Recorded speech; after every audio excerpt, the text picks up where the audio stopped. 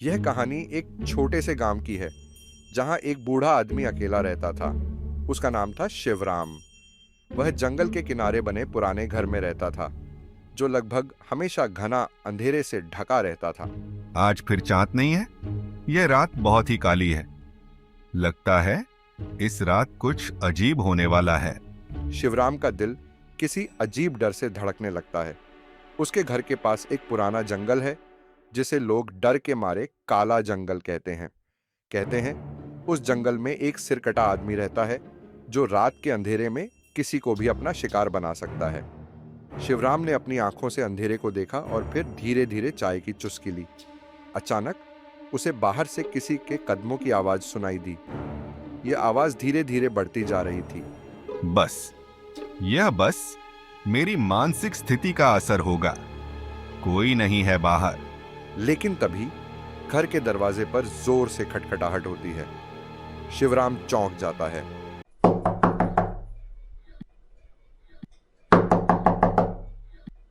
शिवराम धीरे धीरे दरवाजे के पास जाता है। दरवाजा खोलते ही सामने खड़ा होता है एक लंबा और डरावना आदमी, लेकिन उसका सिर नहीं है, बस गर्दन पर एक खून से सनी हुई धार और एक अजीब सी सड़ी हुई गंध आ रही है। तो तुम कौन हो? तुम क्या चाहते हो? शिवराम का गला सूख जाता है। उसकी आंखें कांप रही होती हैं। सिरकटा आदमी कुछ नहीं बोलता। वह बस धीरे धीरे सामने आता है जैसे वह उसे घेरने के लिए आया हो। सिरकटा आदमी अचानक अपनी भयानक आवाज में बोलता है, लेकिन आवाज ऐसी होती है जैसे वह कहीं दूर से आ रही हो, और उसी समय हवा में एक गहरी गूंज होती है। तुमने मुझे देखा है, अब तुम्हें यह देखना होगा कि मैं क्या हूँ।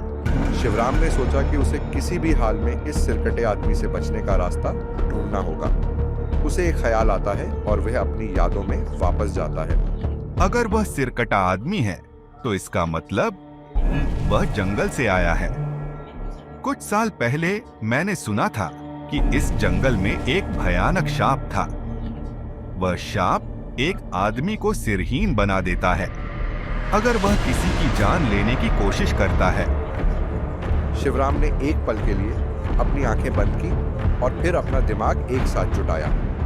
उसे याद आया कि एक पुराना मंत्र था जो इस शाप को तोड़ सकता था। शिवराम मन में, अगर यह शाप सच है तो मुझे उस मंत्र का इस्तेमाल करना होगा।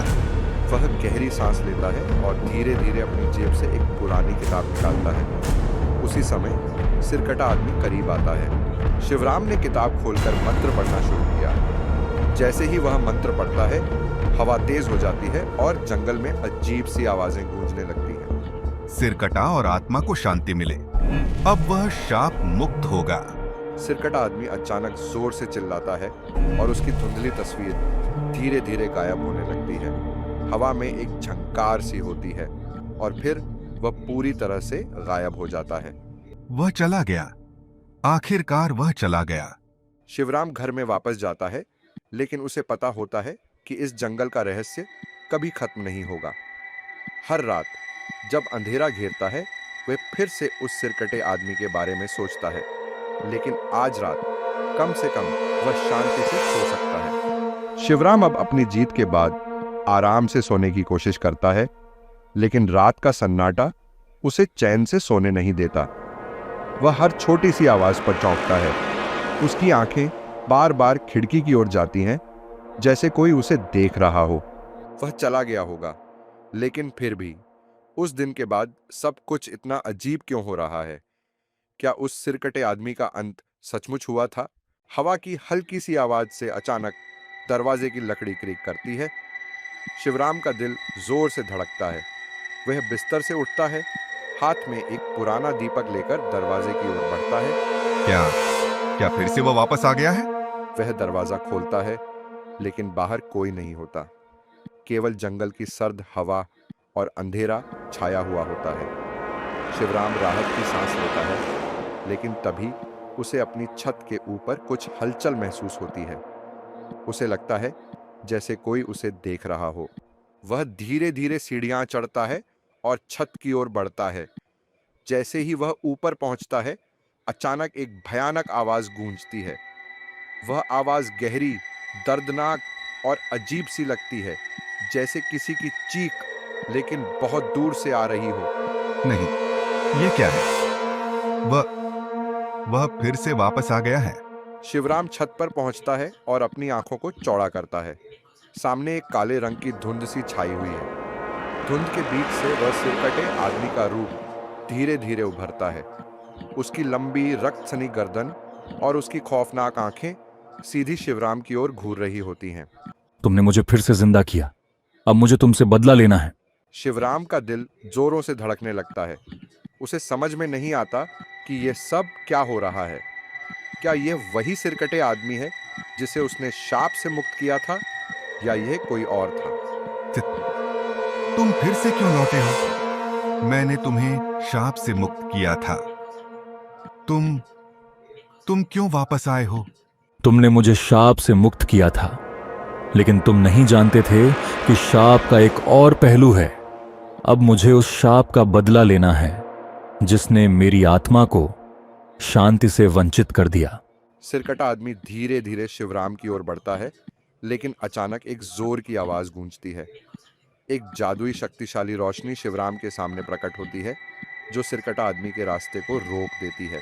शिवराम का डर और भी बढ़ जाता है।